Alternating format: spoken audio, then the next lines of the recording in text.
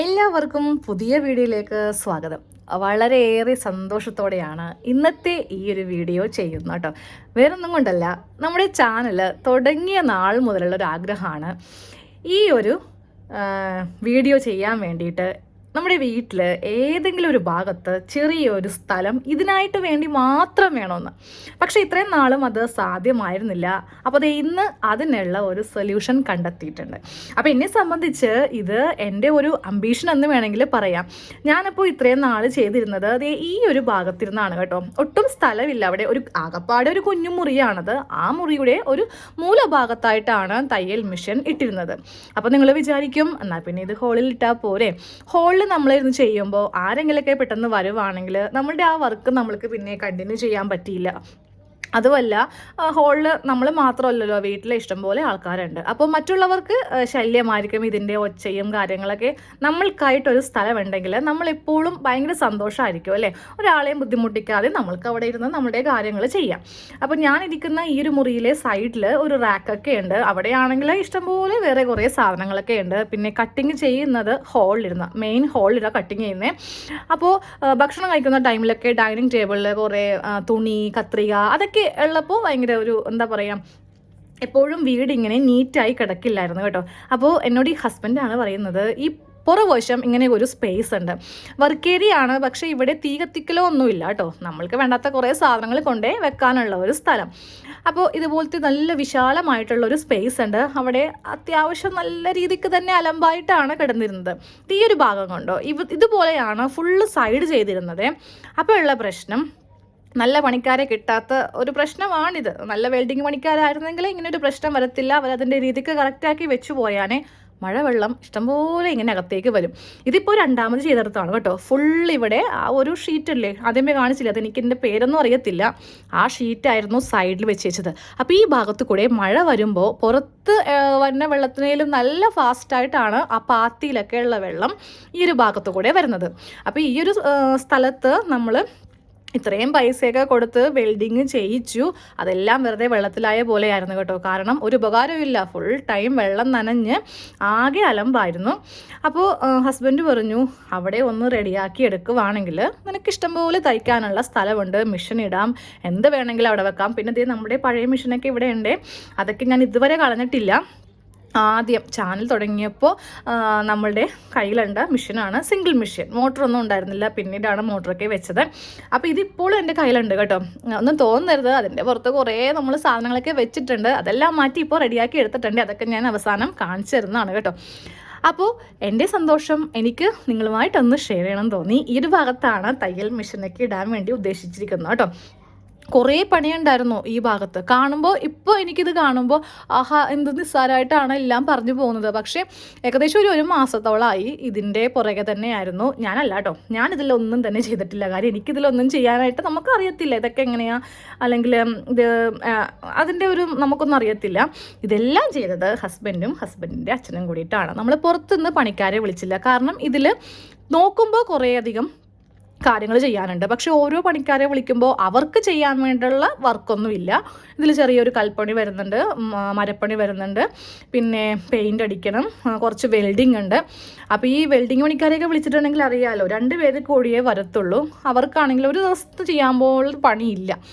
അപ്പോൾ ഇവർ 2 പേരും കൂടി തന്നെ എല്ലാം അങ്ങോട്ട് ചെയ്തു. കുറച്ച് വൈകുമെന്നറിയാം, കാരണം അവർക്കറിയാവുന്ന പോലെയല്ലേ ചെയ്യാൻ പറ്റത്തുള്ളൂ. ഇതിൻ്റെ എക്സ്പേർട്സ് ഒന്നും അല്ലല്ലോ ചെയ്യുന്നത്. അപ്പോൾ ഈ ഒരു ഭാഗത്ത് ഇങ്ങനെ നമ്മൾ ഡോറൊക്കെ സൈഡിൽ ഓൾറെഡി ഉണ്ട്, അതൊന്നും വെക്കേണ്ട ആവശ്യമൊന്നുമില്ല. ഇതിൽ കുറച്ച് മെയിൻ്റനൻസ്, മഴവെള്ളം അകത്ത് വരരുത്, അതാണ് ആദ്യമേ ചെയ്തത് കേട്ടോ. അപ്പം ഞാനിത് ആ ഒരു മഴവെള്ളം വരുന്ന ഇതൊന്നും എനിക്ക് ഷൂട്ട് ചെയ്യാൻ പറ്റിയില്ല. ഇത് പുറത്തേക്ക് എല്ലാ സാധനമൊക്കെ വെച്ചിട്ടൊക്കെയാണ് പിന്നെ ഇതൊക്കെ ഒന്ന് ഷൂട്ട് ചെയ്തത്. ആ ഒരു സമയത്തൊക്കെ തന്നെ സൈഡൊക്കെ ഇവർ 2 പേരും കൂടെ തന്നെ ഇഷ്ടികയൊക്കെ വെച്ചിട്ട് ചെയ്തെടുത്തു. ആദ്യമേ ചെയ്ത പണി ഇതാണ്, വെൽഡിങ് പണിയാണ്. ഇത് ഹസ്ബൻഡാണ് കേട്ടോ ചെയ്തത്. കണ്ണിലേക്കൊക്കെ തെറിച്ചുകൊണ്ട് ഹെൽമറ്റും പിന്നെ ജാക്കറ്റ്, സ്കിന്നിലൊക്കെ ഇങ്ങനെ നമുക്ക് അറിയാത്തവരൊക്കെ ആകുമ്പോൾ മേല് പൊള്ളുമല്ലോ, അതിൻ്റെ എങ്ങനെയൊക്കെയാണെന്ന് അറിയത്തില്ല. ആദ്യമായിട്ട് ചെയ്ത കാര്യമാണ് കേട്ടോ. അപ്പോൾ ഇതിൻ്റെ ഈ മെഷീനൊക്കെ നമ്മുടെ വീട്ടിലുണ്ട്. അല്ലാതെ ഇതിൻ്റെ ഒരു മാസ്ക് ഒക്കെ ഇല്ലേ, അതൊന്നും നമ്മുടെ കയ്യിലില്ല. കാര്യം അതിൻ്റെ പണിക്കാരനല്ലാത്തത് കൊണ്ട് അതിൻ്റെ ആവശ്യമില്ലല്ലോ.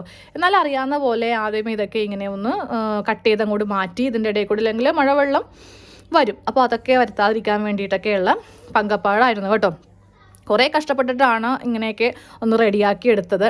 പുള്ളിക്കാരൻ തന്നെയാണ് പറഞ്ഞത് കേട്ടോ, പുറകിൽ നല്ല സ്പേസ് ഉണ്ടല്ലോ. എനിക്ക് ആ ഒരു ചിന്തയൊന്നും വന്നില്ല.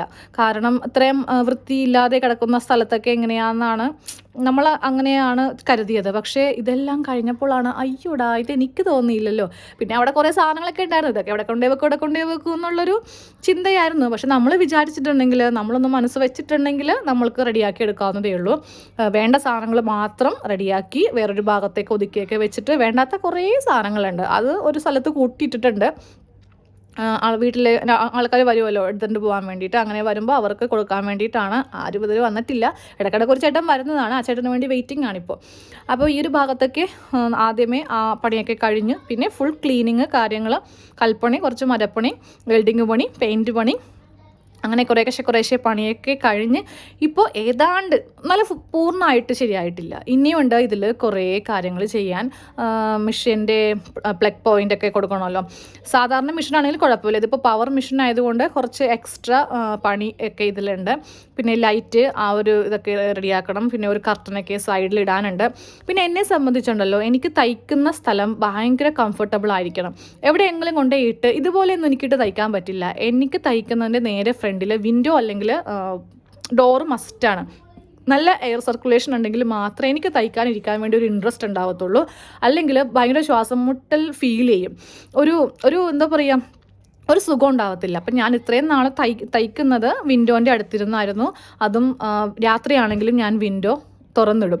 എനിക്ക് ആ ഒരു എയർ സർക്കുലേഷൻ ഇല്ലെങ്കിൽ ഭയങ്കര ഒരു വീർപ്പ് മുട്ടലായിരിക്കും. അപ്പോൾ ഇപ്പോൾ റെഡിയാക്കി എടുത്ത സ്ഥലവും ഈ മെഷീനല്ല കേട്ടോ. ഇവിടെ വിൻഡോ ഇല്ല, ഇത് വെറുതെ ഞാനിപ്പോൾ സൈഡിൽ വെച്ചിരിക്കുവാണ്. ഞാൻ തയ്ക്കുന്ന മെഷീൻ്റെ നേരെ തന്നെ നല്ല വിശാലമായിട്ടുള്ള വിൻഡോ അല്ല, ഒരു നെറ്റൊക്കെ അടിച്ചിട്ടുള്ള ഒരു സ്പേസ്. അവിടെ നമ്മൾക്ക് ജനലില്ല, അപ്പോൾ കുഴപ്പമില്ല, നല്ല എയർ സർക്കുലേഷൻ കയറും. പിന്നെ അതിൻ്റെ അടുത്ത് തന്നെ നല്ല വലിയൊരു വാതിലുമുണ്ട്. അപ്പോൾ അതും കൂടി തുറന്നിടുവാണെങ്കിൽ രാത്രി കുഴപ്പമില്ല, കുറച്ച് കൊതുകടി കൊണ്ടാലും മതി, എന്നാലും പ്രശ്നമില്ല.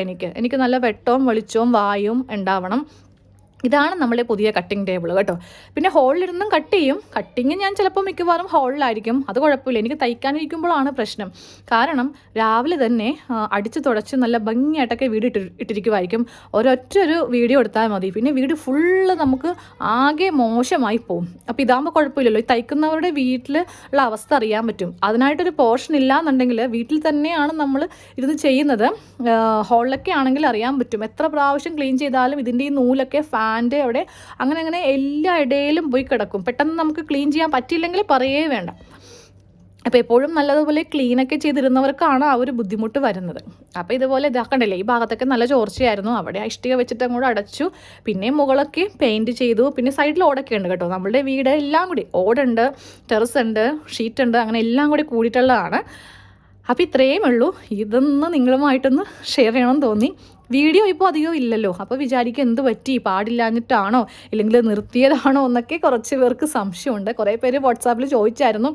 അപ്പോൾ ഞാൻ ഇല്ല, നിർത്തിയിട്ടില്ല, ഉണ്ടാവും, ഇതൊന്നും പറഞ്ഞിട്ടില്ല. അപ്പോൾ അതൊരു വീഡിയോ ആയിട്ട് ചെയ്യാമെന്ന് കരുതി. അപ്പോൾ ഇത്രയേ ഉള്ളൂ. ഇനി നമുക്ക് മൺഡേ മുതൽ, തിങ്കളാഴ്ച മുതൽ നല്ല അടിപൊളി വീഡിയോ ഒക്കെ ചെയ്യാം കേട്ടോ. ഇതിൻ്റെ പുറകെ ആയിരുന്നുകൊണ്ടാണ് ടൈം ഇല്ലാതിരുന്നത്. അപ്പോൾ ശരി, താങ്ക്